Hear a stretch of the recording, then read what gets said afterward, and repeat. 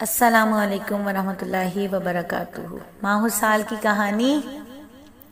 اور ہم تھے کربلا کے اس میدان میں جہاں حضرت حسین رضی اللہ تعالیٰ عنہ گھوڑے پر سوار ہو کر لڑائی کے لیے تیار ہیں۔ حسین رضی اللہ تعالیٰ عنہ جو تھے وہ لڑائی سے پہلے انہوں نے ایک خطبہ دیا، حجت تمام کی۔ آپ نے فرما دیا تھا کہ میں مدینے میں نبی صلی اللہ علیہ وآلہ وسلم کے قدموں میں پڑا تھا، تم نے مجھے وہاں نہ رہنے دیا، مجھے مکہ معظمہ میں مصروف عبادت تھا میں، تم کوفیوں نے مجھے وہاں بھی چین نہ لینے دیا، بلکہ مسلسل خطوط بھیجے کہ ہم تم کو امامت کا حقدار سمجھتے ہیں اور بیعت کرنا چاہتے ہیں۔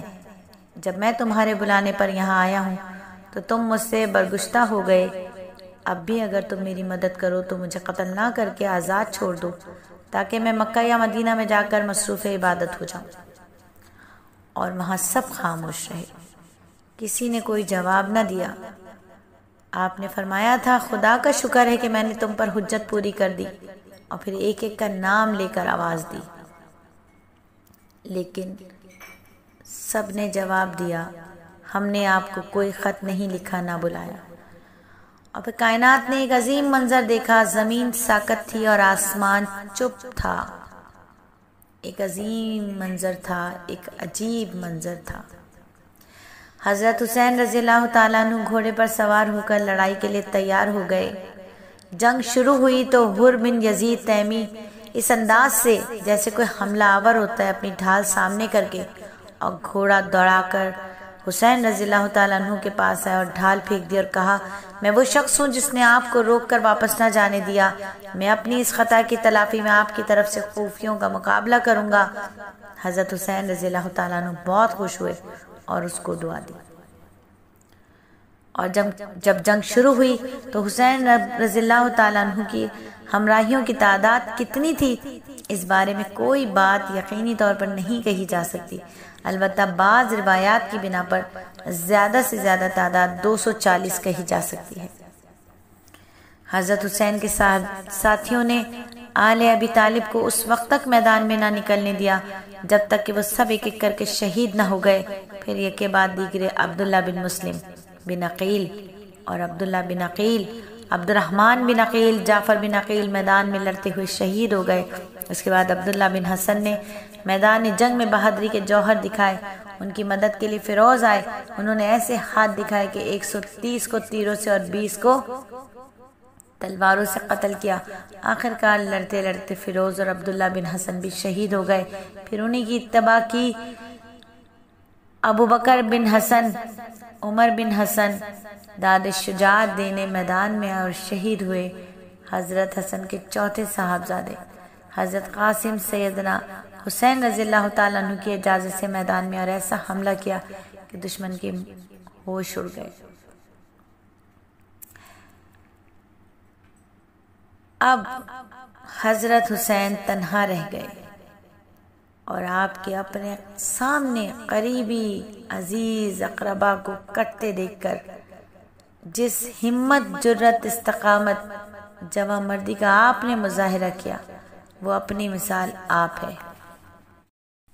اور اب حسین رضی اللہ تعالیٰ عنہ تنہا رہ گئے، اپنے عزیز و اقربا کو کٹتے دیکھ کر بڑی ہمت اور جواں مردی کا مظاہرہ کیا، وہ اپنی مثال آپ تھا۔ حضرت حسین نے سب سے پہلے گھر والوں کو صبر کی تلقین فرمائی، پھر مردانہ وار میدان جنگ میں نکل آئے۔ اس انداز سے مخالفین پر حملے کیے کہ شمر جوشن اور ابن سعد آپس میں ایک دوسرے سے کہنے لگے آج تک ہم نے ایسا بہادر اور جری انسان نہیں دیکھا۔ جب آپ کا گھوڑا مارا گیا تو پیدل لڑنا شروع کر دیا۔ کوئی شخص بھی یہ نہیں جانتا تھا کہ حسین رضی اللہ تعالیٰ عنہ میرے ہاتھوں سے شہید ہو، کوئی نہیں چاہتا تھا کہ ایسا ہو، بلکہ ہر کوئی مقابلے سے بچتا اور طرح دیتا تھا۔ آخر میں شمر نے 6 افراد کو ساتھ لے کر حملہ کیا۔ ایک بدبخت نے تلوار کے وار سے بایاں ہاتھ کاٹ دیا۔ آپ نے اس پر جوابی حملہ کرنا چاہا، لیکن دایاں ہاتھ بھی زخمی ہونے کی وجہ سے تلوار نہ اٹھا سکا۔ پیچھے سے سنان ابن انس نقی نے نیزہ مارا جو شکم مبارک سے پار ہو گیا، آپ نیچے گرے۔ اس بدبخت نے نیزہ کھینچا تو اس کے ساتھ ہی آپ کی روح بھی پرواز کر گئی۔ اِنَّ لِلَّهِ وَإِنَّا إِلَيْهِ رَاجِعُونَ۔ ایک روایت کے مطابق آپ کے جسم مبارک پر 33 زخم نیزوں کے، 43 زخم تلواروں کے لگے، جبکہ تیروں کے زخم اس کے علاوہ تھے۔ حضرت حسین شہید کا سر یزید کے پاس لایا گیا تو وہ زار و قطار رونے لگا اور اس کے گھر میں کوہرام مچ گیا۔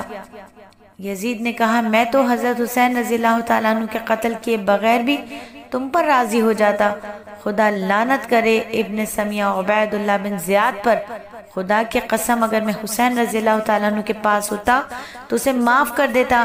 مستورات کو چند روز یزید نے اپنے گھر رکھ کر علی زین العابدین جو کم عمر اور بیمار ہونے کی وجہ سے جنگ میں شریک نہ ہو سکے تھے، ان کے ساتھ مدینے روانہ کیا، ہر قسم کی امداد کا وعدہ کیا، اور حسین شہید ہو گئے۔ حضرت مفتی محمد شفیع رحمۃ اللہ علیہ اپنی مشہور کتاب ہے شہید کربلا، اس میں لکھتے ہیں کہ جس وقت حضرت حسین پیاس سے مجبور ہو کر دریائے فرات پر پہنچے اور پانی پینا چاہتے تھے کہ کمبخت حسین بن نمیر نے تیر مارا جو آپ کے دہن مبارک پر لگا۔ اس وقت آپ کی زبان سے بے ساختہ بدعا نکلی، یا اللہ، رسول اللہ کی بیٹی کے فرزند کے ساتھ جو کچھ کیا جا رہا ہے میں اس کا شکوہ آپ ہی سے کرتا ہوں۔ یا اللہ، ان کو چن چن کر قتل کر ان کے ٹکڑے ٹکڑے فرما دے، ان میں سے کسی کو باقی نہ چھوڑنا۔ اول تو ایسے مظلوم کی بددعا، پھر سبت رسول اللہ صلی اللہ علیہ وآلہ وسلم، ان کی قبولیت میں کیا شبہ ہے؟ دعا قبول ہوئی اور آخرت سے پہلے ہی دنیا میں ہی ایک ایک کر کے بری طرح مارے گئے۔ امام ظاہری فرماتے ہیں جو لوگ قتل حسین میں شریک تھے ان میں سے ایک بھی نہیں بچا جس کو آخرت سے پہلے دنیا میں سزا نہ ملی ہو۔ کوئی قتل کیا گیا، کسی کا چہرہ سخت سیاہ ہو گیا، مسخ ہو گیا۔ سبت ابن جوزی رحمۃ اللہ علیہ نے روایت کیا کہ ایک بوڑھا آدمی حضرت حسین کے قتل میں شریک تھا۔ اچانک وہ نابینا ہو گیا۔ لوگوں نے سبب پوچھا تو اس نے کہا کہ رسول اللہ صلی اللہ علیہ وآلہ وسلم کو خواب میں دیکھا، آستینے چڑھائے ہوئے ہیں، ہاتھ میں تلوار ہے، اور آپ صلی اللہ علیہ وآلہ وسلم کے سامنے چمڑے کا وہ فرش ہے جس پر کسی کو قتل کیا جاتا ہے، اور اس پر قاتلان حسین رضی اللہ تعالیٰ عنہ میں سے 10 آدمیوں کی لاشیں ذبح کی ہوئی پڑی ہیں، اور اس پر آپ صلی اللہ علیہ وآلہ وسلم نے مجھے ڈانٹا اور خون حسین کی ایک سلائی میری آنکھوں میں لگا دی۔ صبح اٹھا تو میں نابینا تھا۔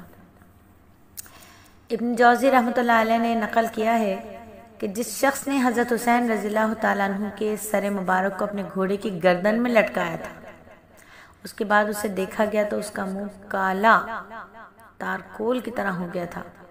لوگوں نے پوچھا تم سارے عرب میں خوشرو آدمی تھے، تمہیں کیا ہوا؟ اس نے کہا جس روز سے میں نے یہ سر گھوڑے کی گردن میں لٹکایا ہے، جب ذرا سوتا ہوں 2 آدمی میرے بازو پکڑتے اور مجھے ایک دہکتی ہوئی آگ پر لے جاتے، اور اسی حالت میں چند روز کے بعد وہ مر گیا۔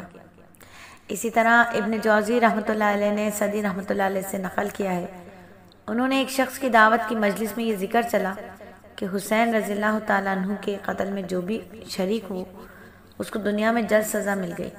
اس شخص نے کہا بالکل غلط، میں خود ان کے قتل میں شریک تھا، میرا تو کچھ بھی نہیں بگڑا۔ یہ شخص مجلس سے اٹھ کر گھر گیا، جاتے ہی چراغ کی بتی درست کرتے ہوئے اس کے کپڑوں میں آگ لگ گئی اور وہیں جل بھن کر رہ گئے۔ صدی کہتے ہیں کہ میں خود اس کو صبح دیکھا تو کوئلہ ہو چکا تھا۔ اچھا، وہ شخص جس نے حسین رضی اللہ تعالیٰ عنہ کے تیر مارا اور پانی نہیں پینے دیا تھا، اس پر اللہ تعالیٰ نے ایسی پیاس مسلط کی تھی کسی طرح اس کی پیاس نہیں بجھتی تھی، پانی کتنا ہی پیے جاتا پیاس سے تڑپتا رہتا، یہاں تک کہ اس کا پیٹ پھٹ گیا، وہ مر گیا۔ اور 66 ہجری میں مختار کے تسلط کے بعد ایک ہی روز میں 248 آدمی اس جرم میں قتل کیے گئے۔ شمر ذل جوشن جو حضرت حسین رضی اللہ تعالیٰ عنہ کے بارے میں سب سے زیادہ بدبخت آدمی تھا، شقی اور سخت تھا، اس کو قتل کر کے لاش کتوں کے سامنے ڈالی گئی۔ عمر بن حجاج زبیدی پیاس اور گرمی میں بھاگا، بے ہوش ہو کر گرا، وہیں ذبح کر دیا گیا۔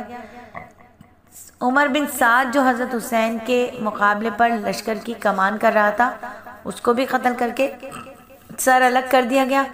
حکیم بن طفیل نے حضرت حسین رضی اللہ تعالیٰ عنہ کے تیر مارا تھا، اس کا بدن تیروں سے چھنی کر لیا گیا۔